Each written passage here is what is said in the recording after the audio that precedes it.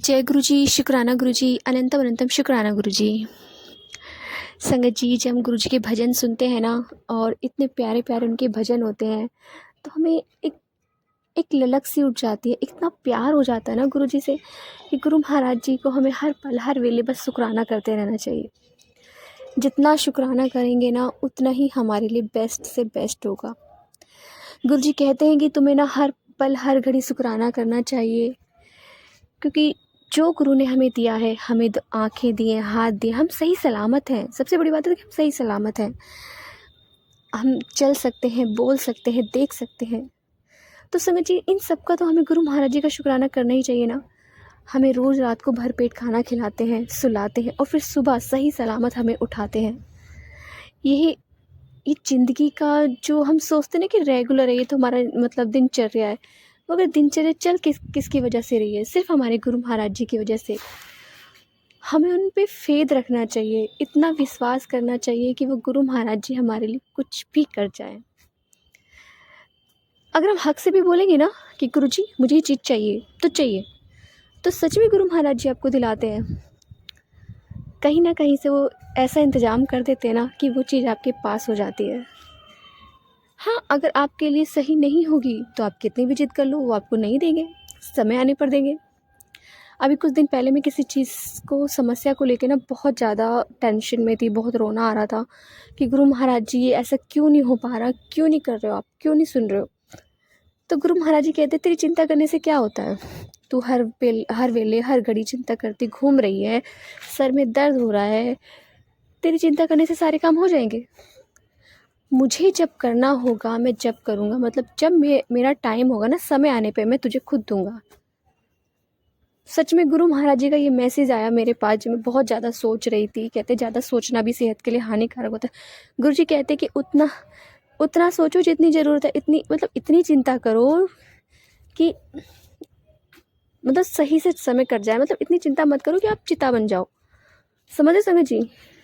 तो संगत जी, गुरु महाराज जी कहते हैं कि हमेशा टेंशन मुक्त रहो, खुश रहो, अपने आप को खुशनुमा बना के रखो, दूसरों को खुश रखो, और दूसरों के लफड़ों में तो बिल्कुल मत पड़ो, क्योंकि सामने वाले का आपको पता नहीं है कि वो क्या सोचता है, क्या नहीं सोचता है।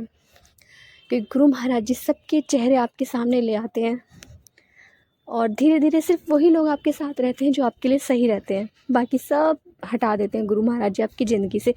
ये सबसे बढ़िया काम सबसे पहले गुरु महाराज जी करते हैं कि जो मेरे बच्चे के लिए सही है ना, वही बंदा उसके पास रहेगा, वरना नहीं रहेगा। ऐसा कोई करता है? नहीं करता। ये तो सच में एक तरह से ना चमत्कार हो जाता है जब हम सब गुरु महाराज जी से जुड़ते हैं। हम तो धीरे धीरे लोगों की सच्चाई सामने आने लगती है, जिन पे हम आँख बंद करके भरोसा करते हैं ना संगत जी, वही लोग हमारे दुश्मन निकलते हैं, पीठ पीछे छुरा घोंपते हैं। तो और वही लोग कहते हैं कि गुरु महाराज जी से क्यों जुड़े हो, क्या करेंगे गुरु जी? कुछ नहीं करेंगे गुरु जी। संगत जी, एक और सत्संग में आपके साथ शेयर करना चाहूँगी।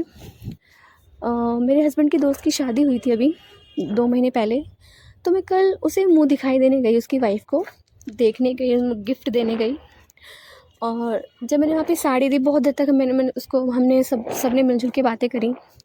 तो पता नहीं मेरे मन में नहीं था बिल्कुल भी कुछ भी बोलने का, और मैं एकदम से बोली उसकी बहन से कि बेबी, उसका नाम बेबी है। मैंने कहा बेबी, वो जो गुरु महाराज जी का स्वरूप लाए थे वो कहाँ रखा है पप्पू ने? मतलब उसका नाम लेके मैंने बोला कहाँ रखा है वो स्वरूप गुरु जी महाराज जी का? तो उसकी छोटी बड़ी बहन थी, मतलब हंसने लगी, बहुत हंसी। मैंने कहा ऐसा क्या हो गया? मैंने कहा तुमने कहीं बेड वेड के नीचे तो नहीं रख रखा? क्योंकि जो लोग गुरु जी को नहीं मानते हैं वो ऐसा ही करते हैं, तो अलमारी में बंद कर देते हैं, ऐसी जगह बंद कर देते हैं कि मतलब हमें दिखने ही नहीं चाहिए। तो उनकी सबसे बड़ी सिस्टर बोली कि नहीं, हम ऐसे किसी को भी नहीं मानते, हम किसी का भी जो स्वरूप अपने घर में नहीं लगाते।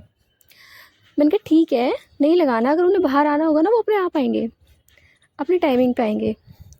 और जो उनकी सिस्टर हंस रही थी, वो इतनी बीमार रहती है कि उसकी हालत इतनी ख़राब रहती है उसकी, कि उसके लीवर में पानी भर जाता है, पेट में पानी भर जाता है, उसका लीवर इतना ख़राब है, इतना डैमेज हो चुका है, बहुत ज़्यादा, मतलब बहुत ज़्यादा। कहते हैं ना, एक तरह से भगवान पे से भरोसा उठ चुका है उसका।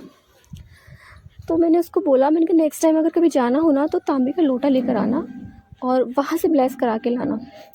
पर वो हंसे जा रही। मैंने क्यों हंस रही हो? कह रही मैंने ना वो शादी के कार्ड के साथ ना अटैच करके ना अलमारी में रखा हुआ है। मैंने कहा ठीक है अलमारी में है, लेकिन बेड में बिल्कुल मत रखना, क्योंकि मैं समझ गई। मैं जब नई नई संगत जुड़ती है ना, या गुरु महाराज जी किसी के घर में प्रवेश होते हैं अपनी मर्जी से, अधिकतर तो अपनी मर्जी से ही जाते हैं, पर जब जाते हैं ना तो जो संगत होती है ना, स्टार्टिंग में अपनी पुरानी संगत के सत्संग सुन लो या नई संगत के सुन लो, हर कोई ऐसा ही करता है, या तो उन्हें अलमारी में बंद कर देता है या उन्हें कहीं ऐसी जगह छुपा देते हैं कि वो हमें दिखे ही ना, और रख के भी भूल जाते हैं।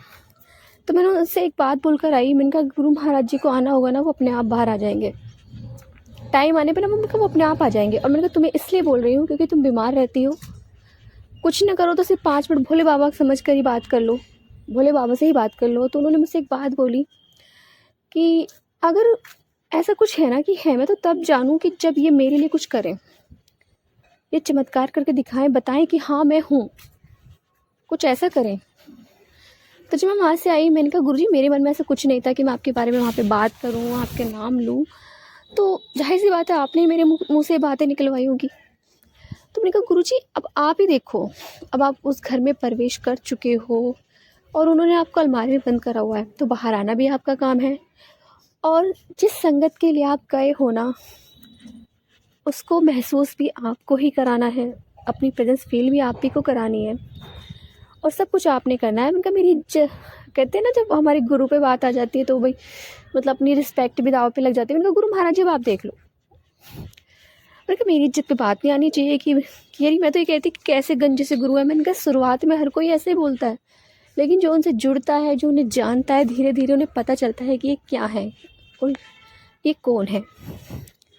मगर जब तक हम जुड़ेंगे नहीं ना, तब तक हमें पता ही नहीं चलता। हम तो यही सोचेंगे पता नहीं कौन है, कैसे, और ऐसे गुरु कैसे हो सकते हैं भाई, इतने सुंदर सुंदर चोले पहनते हैं।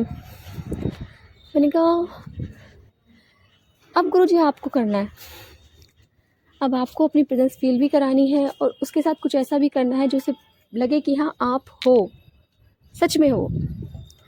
तो जय गुरु जी, शुक्राना गुरु जी, अनंतम अनंतम शुक्राना गुरु जी। संगत जी आइए आज हम एक आंटी का सत्संग सुनते हैं और उन्होंने हमें व्हाट्सएप पे रिकॉर्ड कर भेजा है, तो आइए सत्संग स्टार्ट करते हैं। जय गुरु जी। शिवाय शिवाय गुरु जी सनातन, जय गुरु जी, शुक्राना गुरु जी।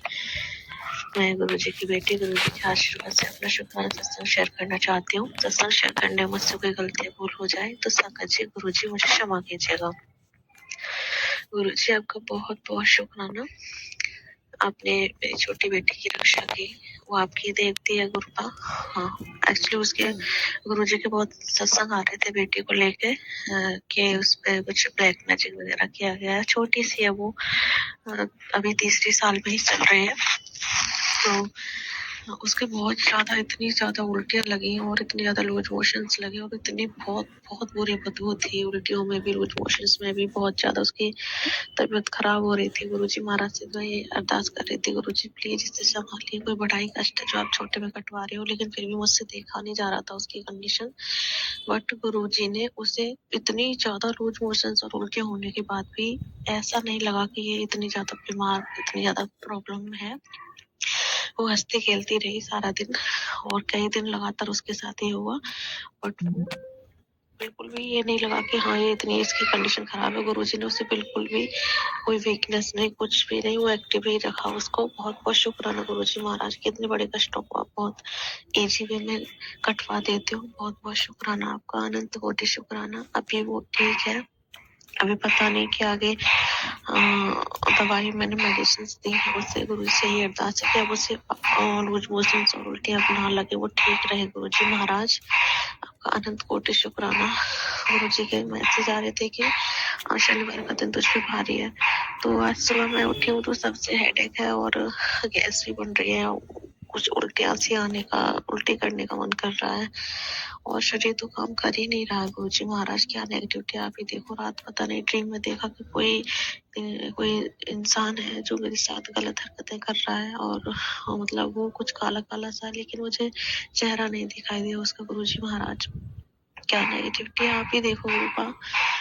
पता नहीं क्या हो रहा है मेरे साथ, मेरा दिमाग काम नहीं करता गुरुजी महाराज। सर एकदम सुन्न सुन्न सा रहता है, कुछ अच्छा नहीं लगता मुझे, किसी भी चीज में खुशी नहीं मिलती गुरुजी। मैं नहीं जानती मेरे साथ क्या हो रहा है, मेरा सर एकदम ऐसा लगता है बंधा हुआ, मुझे कोई चीज अच्छी नहीं लगती।